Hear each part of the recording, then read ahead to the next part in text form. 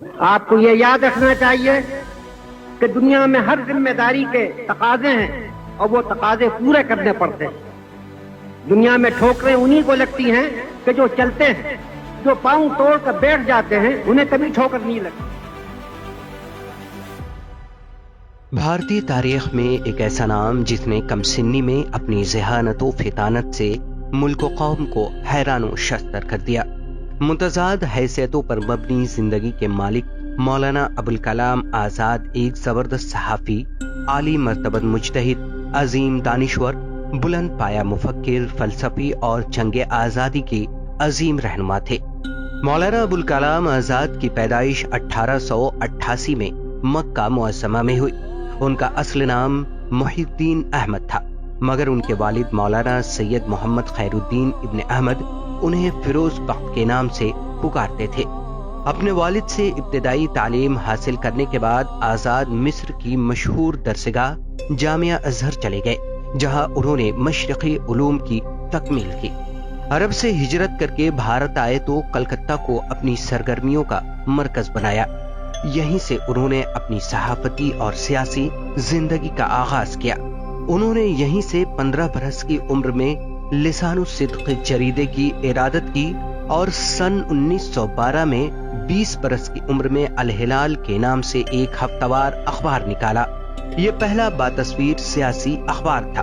اس اخبار میں انگریزوں کی پالیسیوں کے خلاف مضامین شائع ہوتے تھے، جس پر انگریز حکومت نے پابندی لگا دی۔ اس کے بعد مولانا آزاد نے انگریز مخالف پالیسیوں پر دوسرا البلاغ اخبار جاری کیا۔ مولانا آزاد کا مقصد جہاں انگریزوں کی مخالفت تھا، وہیں قومی ہم آہنگی اور ہندو مسلم اتحاد پر ان کا پورا زور تھا۔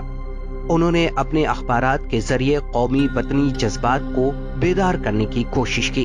مولانا ابوالکلام آزاد سیاسی محاذ پر بھی سرگرم رہے۔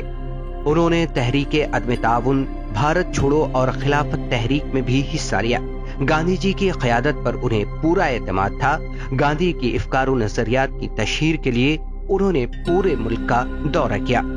مولانا آزاد ایک اہم قومی لیڈر کی حیثیت سے ابھرے۔ وہ کانگریس پارٹی کے صدر بھی رہے۔ تحریک آزادی کے دوران انہیں جیل کی مشقتیں بھی سہنی پڑی۔